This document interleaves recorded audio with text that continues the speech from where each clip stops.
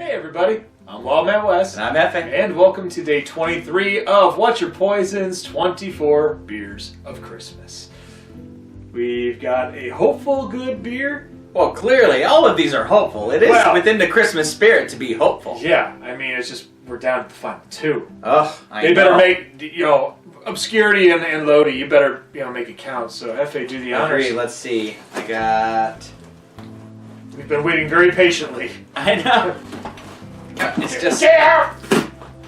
There we go. Aha. Oh. Illuminated Brewworks Junior Astronaut Juice. This is a double dry hopped IPA. So there's Astronaut Juice. This is Junior Astronaut Juice. My only guess is calling it Junior, probably because it's lower ABV, but let's see. 6%, that's not bad. Not bad at all.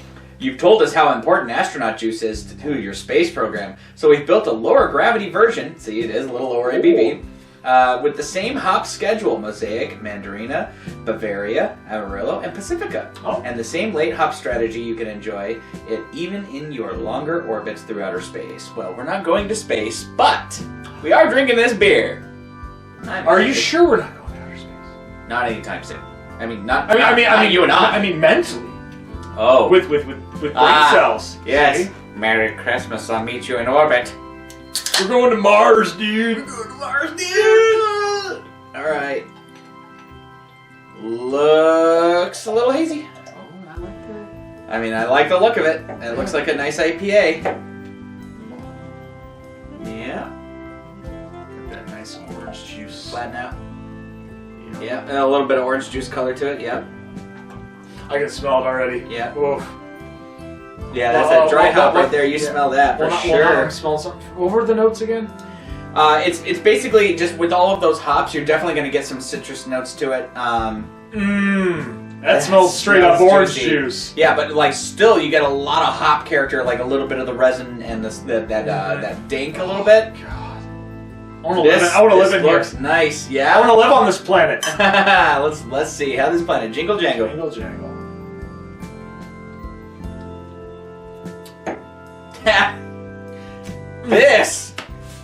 This is naughty. Sorry, that flavor.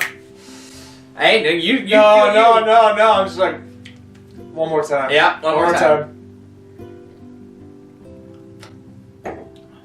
Yeah, naughty. Oh man, I had to do a double take. I had to because it's like I was gonna say nice. Yeah. But it was just like it's that bite. It's that hoppy bite at the end that made me just go, yes. Ooh. So naughty. 100% on that flavor. That kickback, man. You get that little bit of that hop kick, but then all of those super nice sweet fruit, not like fake sweet, but like from the hops.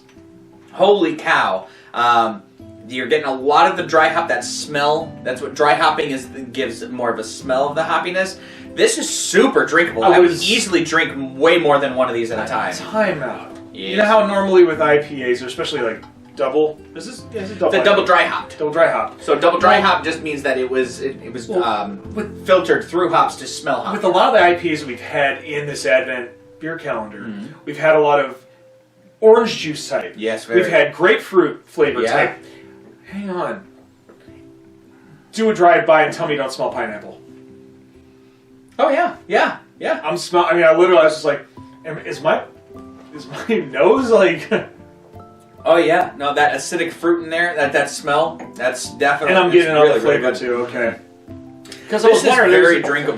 There was like a sweet tart. Yeah. And I was just like, what is this? I'm like, pineapple. Yeah, there's a tartness right at the finish, like after it leaves your palate. Man, it just kind of lingers there. This is very enjoyable. Yeah. If I order this anywhere, I would be impressed. I would just keep drinking it the rest of the night. I mean, because with the one we had before, amazing, really nice. Yeah. But it was that situation where it's like, if you have too many of these, you'll forget. This one, you really won't forget because you feel it, but at the same time, it's worth it. Oh, it's worth going to outer space.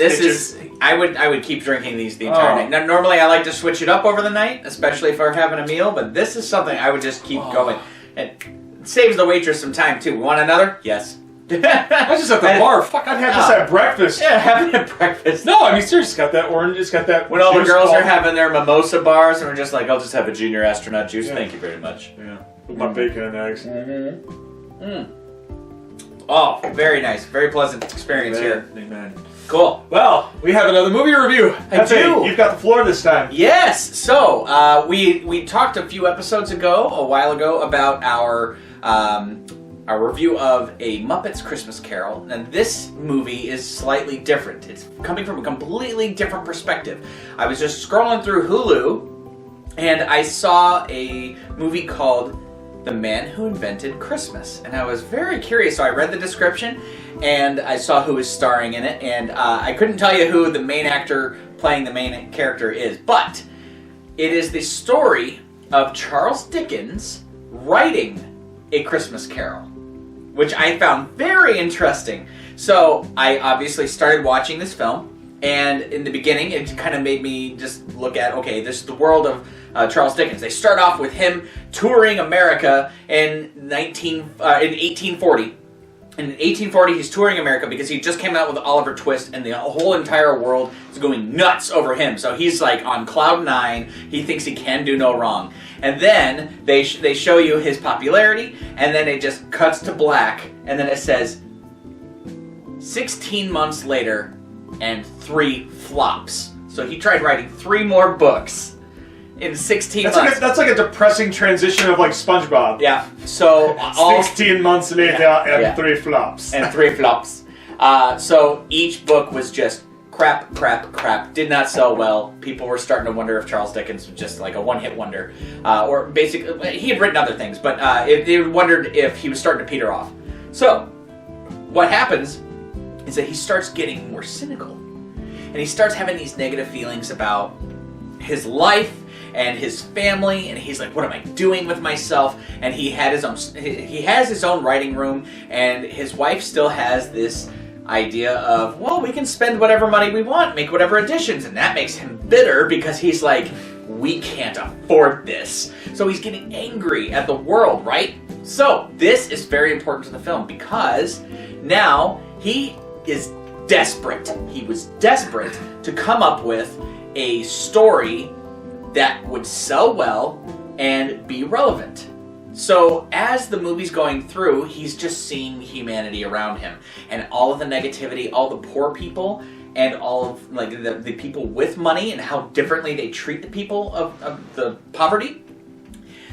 And he's at a publisher's office and they don't like anything that he said, so he just says, I've got to come up with something, but he needs a loan. So he's like, give me this much money up front and I will write you a good story. Okay, what's it about? And he literally is just like, it's about Christmas. Something to keep in mind.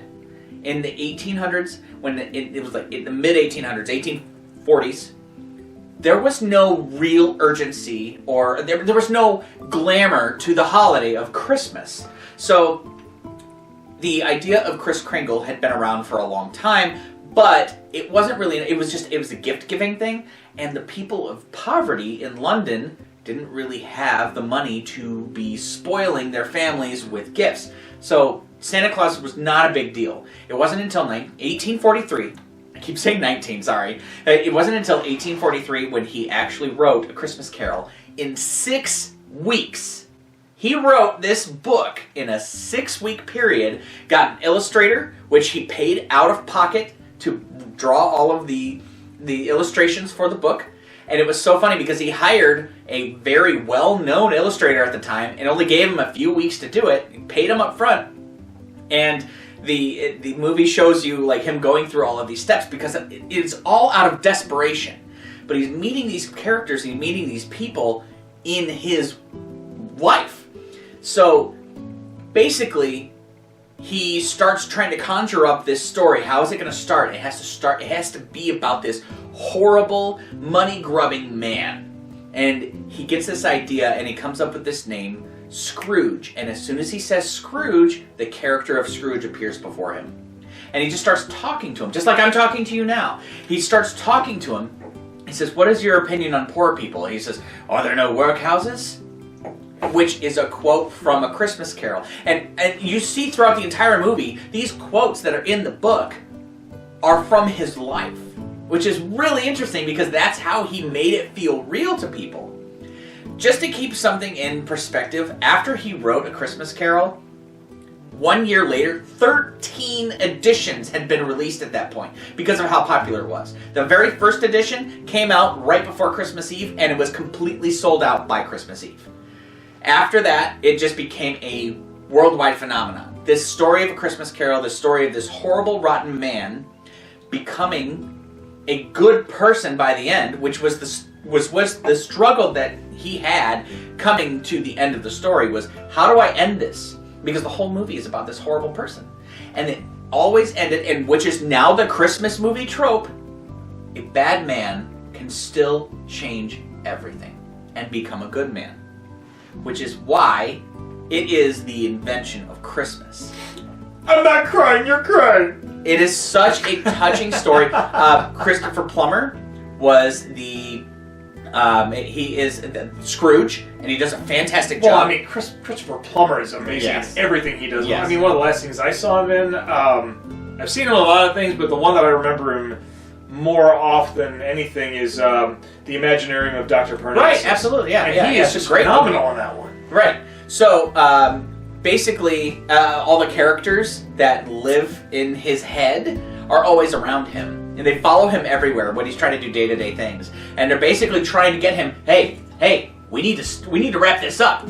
Like, you need to finish this story. So when he finally does, he becomes at peace. He opens his heart. He falls back in love with his family, and he himself. Is this like a beautiful mind? It is so wonderful, yes.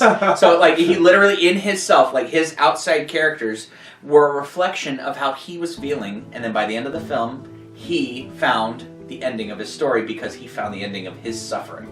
And that's powerful. It was so good. I cannot recommend it enough. The Man Who Invented Christmas, fantastic film, great storytelling. I really, really, really enjoyed it. Lots of funny moments. What are you going to give it a grade? I'm going to give it an A+. A+? I think it's a perfect Christmas movie because it's about the story of the perfect Christmas movie build, where you have that sad, poor soul and learning to become a good man again. It's cheers to that. Awesome. Be good to one another. God bless us, everyone. Well, folks, we hope you enjoyed this episode. Make sure that you leave a thumbs up, leave a thumbs down if you don't agree about the review on the beer or have his take on the movie. Also, make sure that you share it on social media, and as always, it is the time of giving. Make sure you push that little red button and ring that bell for instant notifications. Other than that, we've got one more. It's been a crazy journey, but we're glad that you've all been with us. I mean, seriously, this is agreed. But we're not done yet. I know. We're almost there. We're getting somber, bittersweet, but you know, I'm just saying, we got one more. Una más. Make sure you stay tuned for tomorrow. Day 24 of What's Your Poisons. 24 beers of Christmas. See you soon.